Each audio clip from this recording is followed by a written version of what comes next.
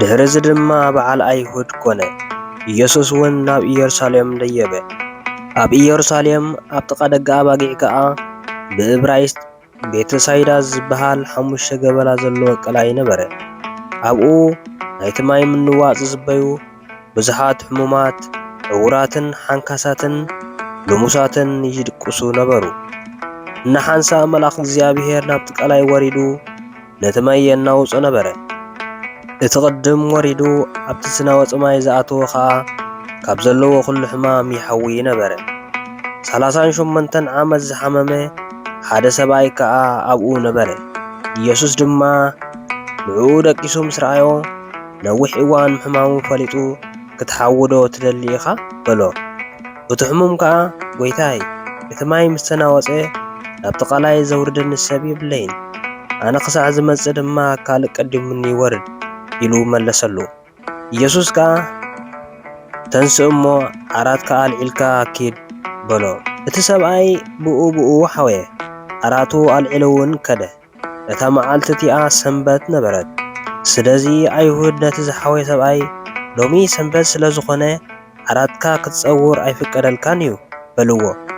ንሱ ግና እቲ ዘሕወየኒ እዩ ዓራትካ ኣልዒልካ ኺድ ዝበለኒ ኢሉ መለሰሎም። ንሳቶም ከዓ እቲ ዓራትካ ኣልዒልካ ኺድ ዝበለካ ሰብኣይ መን እዩ ኢሎም ሓተትዎ። ኣብቲ ቦታ ብዙሕ ህዝቢ ነበረ። ኢየሱስ ከዓ ድሕር ኢሉ ስለ ዝነበረ እቲ ዝሓወየ ሰብኣይ መን ምዃኑ ኣይፈለጠን። ብድሕሪዚ ኢየሱስ ኣብ ቤት መቕደስ ረኸቦ እሞ እንሆ ሓዊኻ ኣለኻ፣ ካብዚ ዝገድድ ከይረኽበካ መሊስካ ሓጢኣት ኣይትግበር በሎ። እቲ ሰብኣይ ከዓ ኸይዱ እቲ ዘሕወዮ ኢየሱስ ከም ዝኾነ ንኣይሁድ ነገሮም። ስለዚ ብሰንበት ነዚ ነገራት እዚ ስለ ዝገበረ ኣይሁድ ንኢየሱስ ኣሳደድዎ፣ ክቐትልዎ እውን ይደልዩ ነበሩ። ኢየሱስ ግና ኣቦይ ክሳዕ ሕጂ ይዓዪ ኣሎ፣ ኣነ እውን እዓዪ ኣለኹ ኢሉ መለሰሎም። ስለዚ ሰንበት ብምስዓሩ ጥራይ ዘይኮነስ ንኣምላኽ ድማ ኣቦይ ብምባሉ ንርእሱ ምስ ኣምላኽ ስለ ዘመዓራረየ ክቐትልዎ ይደልዩ ነበሩ።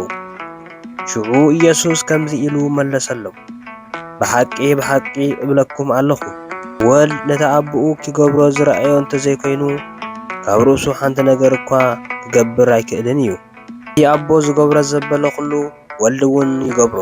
ኣቦ ንወልዲ የፍቅሮ እዩ፣ ነቲ ዝገብሮ ዘበለ ኩሉ ከዓ የርእዮ እዩ። ንስኻትኩም ምእንቲ ክድንቑ ከዓ ካብዚ ዝዓቢ ግብሪ ከርእዮ እዩ። ኣቦ ንሙታት ከም ዘተንስኦም ህያዋን እውን ከም ዝገብሮም ወልዲ ድማ ከምኡ ነቶም ዝደለዮም ህያዋን ይገብሮም። ኣቦ ንሓደ እኳ ኣይፈርድን እዩ፣ እንተኾነ ኩሉ ፍርዲ ንወልዲ ሃቦ። እዚ ከዓ ከምቲ ነቦ ዘኽብሮ ገይሩ ኩሉ ሰብ ንወልድ ምእንቲ ክኽብሮ እዩ። እቲ ንወልድ ዘየኽብሮ ነቲ ዝለኣኾ ኣቦ እውን ኣየኽብሮን እዩ። ብሓቂ ብሓቂ እብለኩም ኣለኹ እቲ ንቓለይ ዝሰምዕ በቲ ዝለኣኸኒ እውን ዝኣምን ናይ ዘለኣለም ህይወት ኣለቶ። ንሱ ካብ ሞት ናብ ህይወት ይሰጋገር እምበር ናብ ፍርዲ ኣይክበጽሕን እዩ።